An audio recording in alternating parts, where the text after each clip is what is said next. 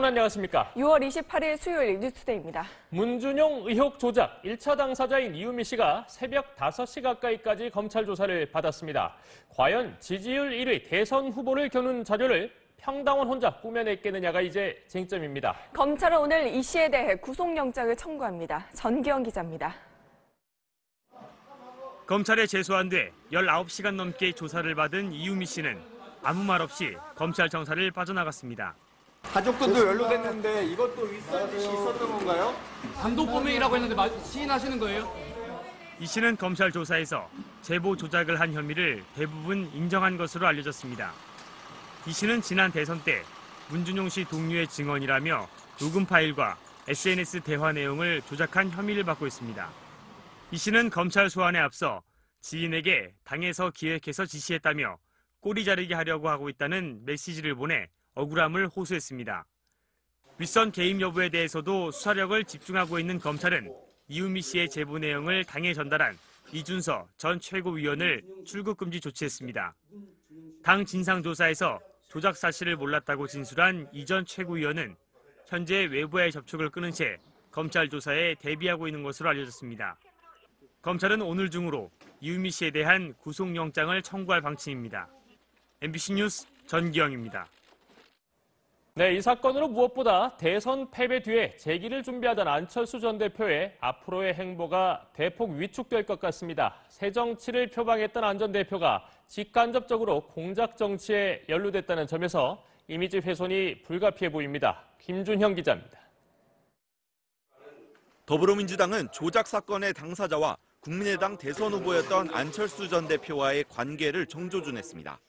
안철수 전 후보와 사제지간이며 2012년 대선 때도 안철수 전 후보의 캠프에서 자유한국당은 구태 정치에 유혹을 떨치지 못했다며 조속한 수사를 촉구했고 바른정당은 검찰 수사 발표를 앞두고 국민의당이 꼬리 자르기를 하는 게 아니냐고 날을 세웠습니다. 사면 초과가 된 국민의당은 진상조사단을 구성하고 철저하게 조사해 관련자에게는 책임을 묻겠다고 밝혔습니다.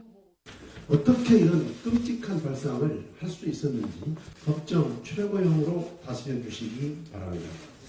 이상돈 의원은 이번 사건과 관련된 이유미 당원과 이준서 전 최고위원이 안철수 영입 인사라며 안 전 대표가 직접 책임을 져야 한다고 주장했습니다. 안 전 대표는 침묵을 이어갔습니다. 안 전 대표 책임론이 커지면서 당내에서는 안철수계와 호남 의원들이 갈라설 수 있다는 분석까지 나옵니다. MBC 뉴스 김준영입니다. 국민의당 박지원 전 대표는 전국 돌파용으로 조작 사건과 채용 의혹을 동시에 다루는 특검 카드를 꺼내 들었습니다. 자유한국당과 바른정당도 가세했지만 국민의당이 이후 의총에서 이를 사실상 철회해서 이 또한 힘을 받기는 어려운 형국이 됐습니다. 현재근 기자입니다. 지난 대선 기간에 문재인 대통령 아들 준용 씨의 취업 특혜 의혹에 대해 특검법을 발의한 자유한국당은 더불어민주당이 부끄러울 게 없다면 특검을 거부할 이유가 없을 것이라며 이번 기회에 진실을 밝히자는 입장입니다. 바른정당도 취업 특혜에 대해 진실 규명이 병행돼야 한다고 밝혔습니다. 병행해서 특혜 의혹 사건에 관련된 진실도 규명이 되어야 된다고 생각합니다.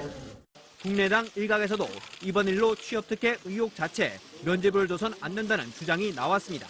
모든 문준용 씨의 문제에 대해서는 우리 당 문제를 포함해서 특검을 통해서 다 털고 가야 된다 하는 것이 저의 생각입니다. 그러나 더불어민주당은 특검은 검찰 조사가 미진할 때나 국민적 합의가 있을 때 하는 것이라며 지금 특검을 하자는 것은 고도의 물타기 전략이라고 주장했습니다. 이처럼 입장차가 뚜렷한 가운데 현재 진행 중인 검찰 수사 상황에 따라 취업 특혜 의혹에 대한 진실 공방이 재점화할 수도 있습니다. MBC 뉴스 현정입니다.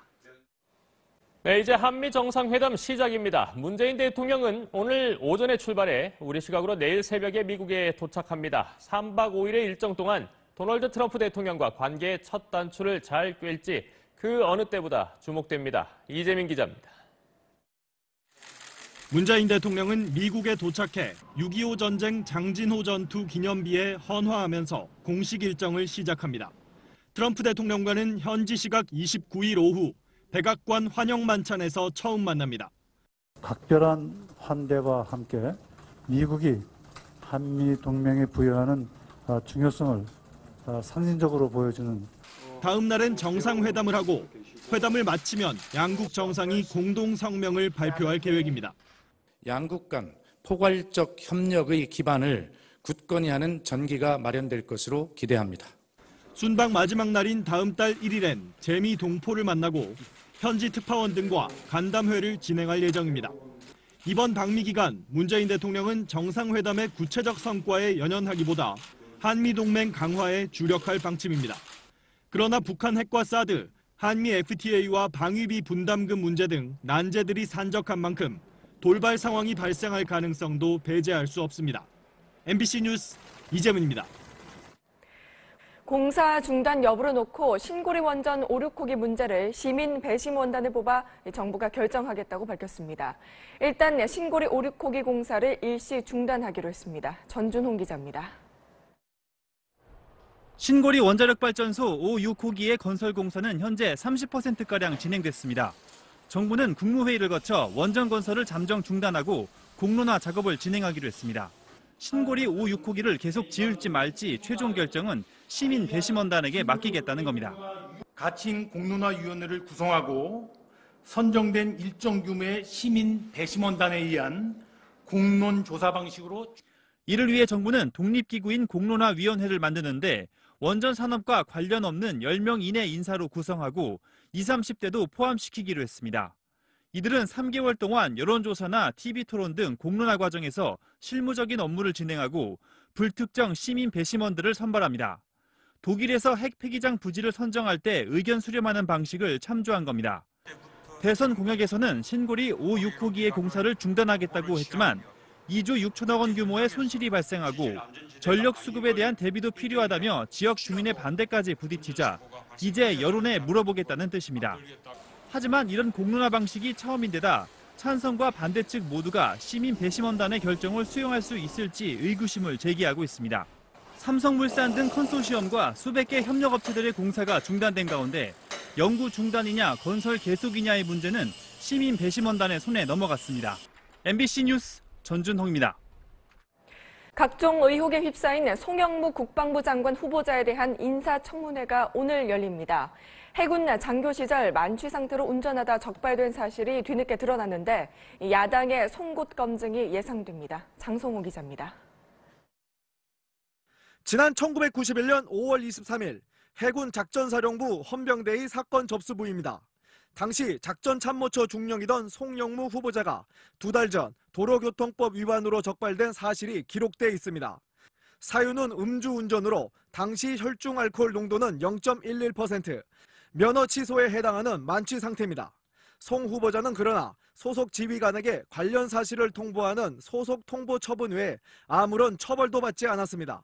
그해 7월 대령 진급도 문제없이 이루어졌습니다. 자유한국당 김학용 의원은 은폐하려 했던 것 아니냐고 의심했습니다. 바로 소속 통보 조치라는 사건 종결 처리 수순을 밟았으며 송 후보자는 음주운전 적발 사실은 인정하고 사과했지만 어떠한 처벌 통보도 받지 못했기 때문에 의도적으로 숨기거나 무마하려는 행위는 하지 않았다고 해명했습니다. 송 후보자는 청와대 인사검증 때 제출한 자기 점검 목록에도 음주운전 적발 사실에 대해서는 밝히지 않았습니다.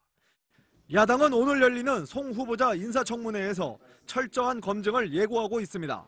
MBC 뉴스 장성호입니다. 네, 뉴스투데이 2부 시작합니다. 미중 갈등이 다시 우려됩니다. 미국의 국무부가 중국을 최악의 인신매매 국가로 다시 지정했습니다. 인신매매 감시와 단속 수준이 북한 수준으로 최악이라는 건데 중국이 반발하고 있습니다. 워싱턴에서 박승진 특파원입니다. 미국 국무부가 오늘 발표한 2017년 인신매매 보고서에 중국을 4년 만에 최하위 등급인 3등급 국가로 강등시켰습니다. 3등급은 인신매매 방지를 위한 노력을 하지 않는 것은 물론 최소한의 기준과 규정도 갖추지 못한 나라라는 의미입니다. 북한과 콩고, 시리아, 수단, 러시아 등 23개 국가가 3등급입니다. 인신매매 3등급 국가는 국제통화기금 IMF와 세계은행의 비인도적 구호와 지원금 지원이 중단되고 미국의 교육문화 프로그램 참여가 금지될 수 있습니다. 틸러슨 국무장관은 북한의 강제 노동자 문제까지 포함된 조치였다고 설명했습니다. Because it has not taken serious steps to end its own complicity in trafficking, including forced laborers from North Korea that are located in China. 탈북자들이 인신매매 때문에 입국했는지 확인조차 하지 않고 북한으로 송환되는 관행을 문제로 지적한 것입니다. 이번 조치는 최근 트럼프 대통령이 북한 핵미사일 문제 해결을 위한 중국의 협조가 기대에 미치지 못했다는 불만을 나타낸 뒤 발표돼 중국 압박용이라는 해석이 나왔습니다. 하지만 중국의 반발로 북핵 문제 해결을 위한 미중 공조에 차질이 생길 수 있다는 분석도 나오고 있습니다. 워싱턴에서 MBC 뉴스 박승진입니다. 우리 공군이 7천여 킬로미터가 떨어진 미국 알래스카에서 미 공군과 북한의 핵심 시설을 타격하는 레드 플래그 훈련을 하고 돌아왔습니다. 공중에서 북한을 지속적으로 감시하기 위한 공중 급유 훈련도 실시했습니다. 박세암 기자입니다. 7,000km 넘게 떨어진 미국 알래스카 주변 상공. 우리 주력기인 KF-16이 미군 공중 급유기와 도킹하는 데 성공합니다. 북한의 핵공격 징후가 있을 경우 언제라도 타격할 수 있도록 채공 시간을 늘리기 위한 훈련입니다. 북한의 핵과 미사일 위협에 맞서 제2담 등 정밀 유도 폭탄을 동원해 북한의 지휘부와 핵시설을 선제 타격하는 훈련도 집중적으로 이루어졌습니다. 또 우리 공군의 유도로 미군의 A-10 공격기가 적 기지를 파괴한 뒤 북한의 방공망을 효과적으로 벗어나는 등의 연합 전력 지휘 훈련에도 성과가 있었습니다. 고난도 전술과 임무 과제를 완벽히 소화함으로써 공중 전투 기량을 연마하고 연합작전 수행 능력을 신장시켰습니다. 12일간의 훈련을 마친 KF-16 편대는 미국 알래스카에서 10시간 동안 쉬지 않고 비행해 어제 무사히 귀환했습니다. MBC 뉴스 박세암입니다. 네, 외국어 고등학교 자사고 폐지 문제는 오늘이 첫 분수령입니다. 서울 5개 학교 재지정 발표가 오늘입니다. 조희연 서울교육감이 한 발 물러서는 듯한 모습을 보이는 가운데 학부모들의 집단 행동은 더 거세지고 있습니다. 임명찬 기자입니다. 학교 흔들기를 당장 중지하라! 중지하라! 중지하라! 제주를 제외한 전국 30개 외고 학부모들이 한자리에 모였습니다. 학부모 협의회를 꾸려 외고 폐지 반대를 위한 본격적인 공동행동에 들어간 겁니다. 새 정부의 외고 국제고의 일반고 전환 정책에 대하여 우리 외고 국제고 학부모 일동은 이에 전혀 동의할 수 없다. 지난 26일에는 2천여 명의 자사고 학부모들이 자사고 폐지 반대를 외치며 대규모 거리 행진을 벌였습니다. 우리 아이들은 실험용 생쥐가 아니다. 정권이 바뀔 때마다 교육은 정치적 진영 논리에 힘없이 당하고 있다. 외고 자사고 폐지에 대한 반발이 거센 가운데 서울시 교육청은 오늘 관내 외고와 자사고 등 5개 학교의 재지정 여부를 발표합니다. 외고 자사고 학부모들은 오늘 교육청 발표 결과에 따라 법적 대응을 비롯한 다양한 공동행동에 나선다는 방침입니다. MBC 뉴스 임명찬입니다.